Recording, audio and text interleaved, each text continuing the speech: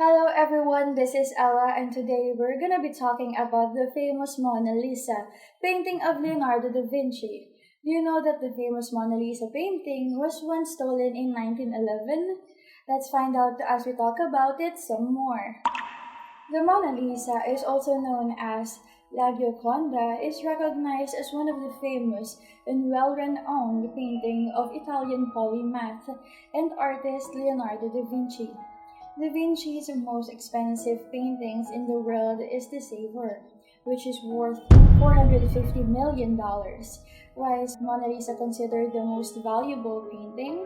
Because only as it is sold, it will be much more expensive than the Savior, valuing $830 million. It is said that this painting will be bought by a Saudi crown prince and it will be displayed in the Louvre Museum in Abu Dhabi.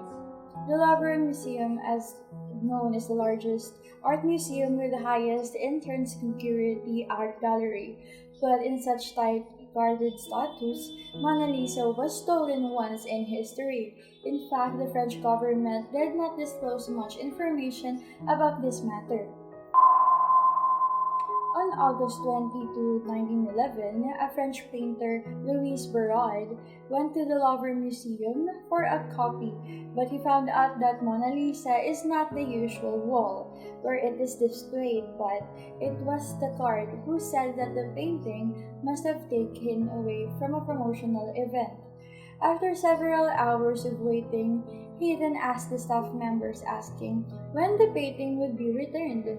Only then that they discovered that the painting might be stolen or lost. Immediately after the incident, the Louvre Museum was blocked and the police immediately intervened and began investigating the matter. The thieves behind this fraud are Vincenzo Peruglia, Eduardo Vivafierno, and Mitchell Lancellotti. Eduardo del Ferfierno was said to be the mastermind of the heist.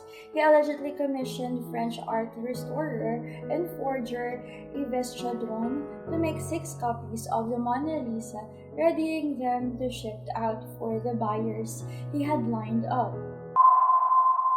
Who was Eduardo de Valfierno? Born in a very wealthy family in Buenos Aires, Argentina, Valfierno was acquainted with the art ever since he was a child. He grew up in the art circle and is quietly proficient in art. His family owned a business, but Valfierno was a reckless man, doing art kind of things and profligacy. One of his family members couldn't bear it anymore, so they kicked him out of the business and said to make a living by himself. He thought the idea of forging famous paintings and selling it for an expensive price, claiming as it the original copy. He then found a French master art forger, Yves Chaudron. This person is particularly good at copying famous paintings, to the extent that even experts cannot distinguish between what's real and what's fake. He is an artist and he is particularly obsessed with famous paintings. Del Fierno once asked Chaudron to imitate a large number of famous European paintings to sell it to the United States. Eduardo, being a well-known personality because of his rich family, many people would eventually recognize him. Some of the buyers of Chaudron's forged paintings thought that the paintings were real. He then sold a lot of paintings, relying on this way to make a lot of money. Rich people only say which painting they want.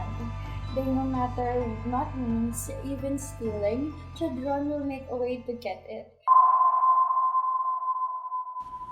Their usual trick is this.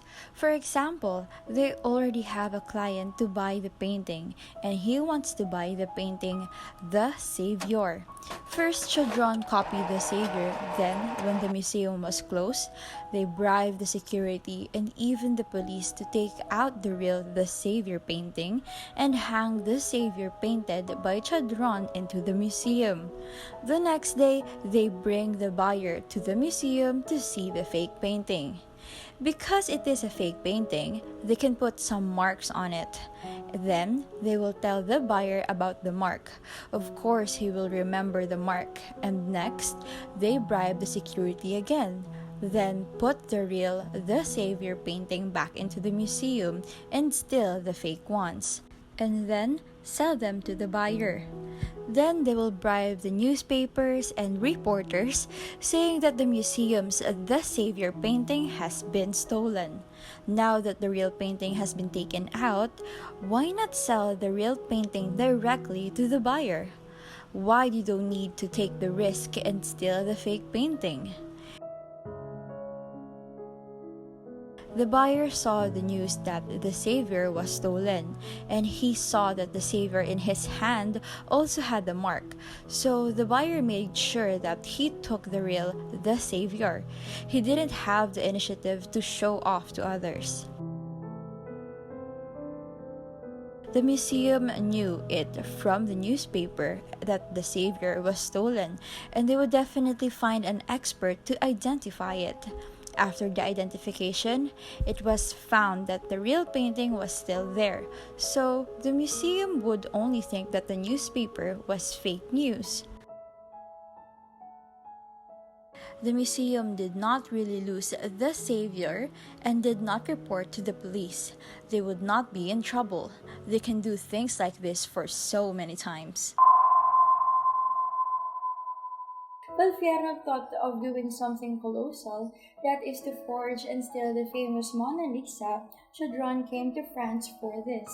He went to Louvre every day to study every dye and details of the painting. During this time, Belfiero looked for keen buyers and Mona Lisa around the globe, and one day upon searching, he met two workers who previously worked on Louvre Museum before, that is Peregia and Lancel Totti. It took almost a year of planning time before they finally established the safe strategy to steal the Mona Lisa. Belferno offered the undeniable price to the three.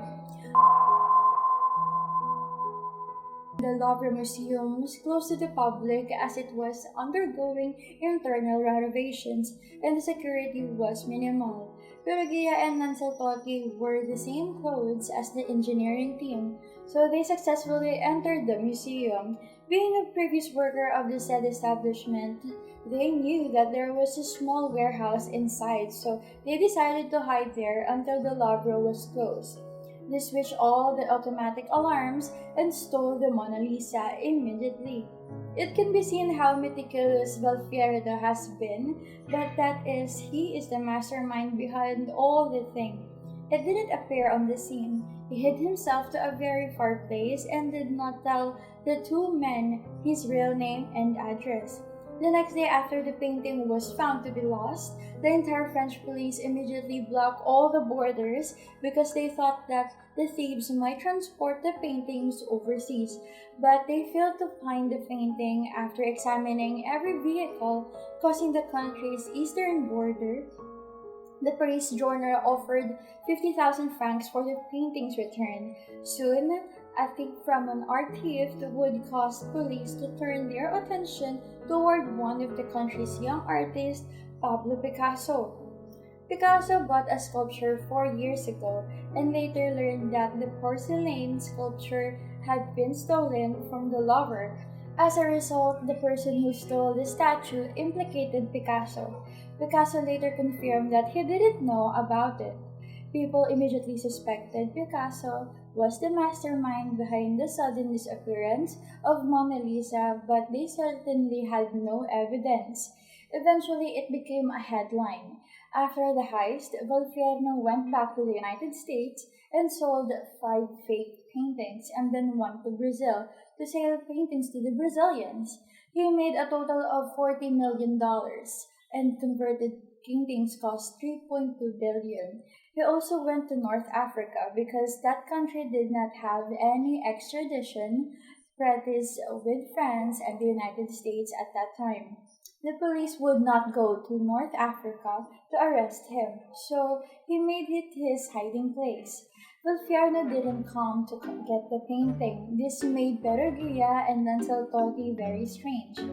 The reason why Valfiernano didn't take away the painting is that it would be dangerous if he put it in his hand. 2 years after Mona Lisa disappeared, Peregia couldn't just sit and wait for Valferiano to get the painting. He contacted the museum in Italy and said that he had Mona Lisa in hand. As soon as the museum heard about this, they immediately sent a top art painter to Peregia's house to get the painting back. As soon as it was confirmed authentic, the police immediately went and arrested Perugia, which caused a huge fuss throughout France and Europe. After the Italian government retracted the painting, they decided to return it to Louvre in France.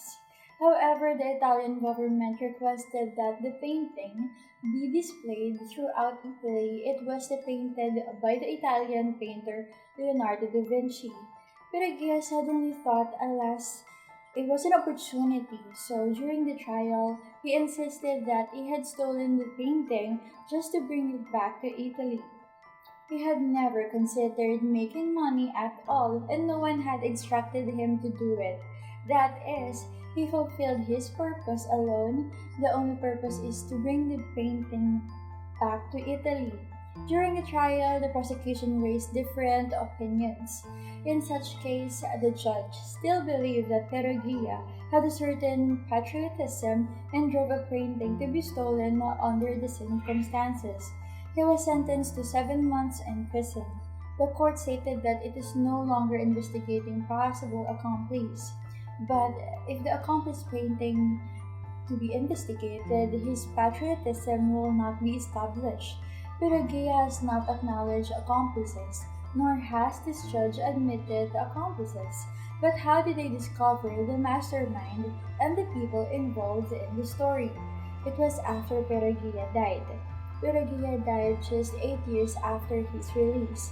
A few years later, a reporter claimed that he was a friend of Perugia and stated everything.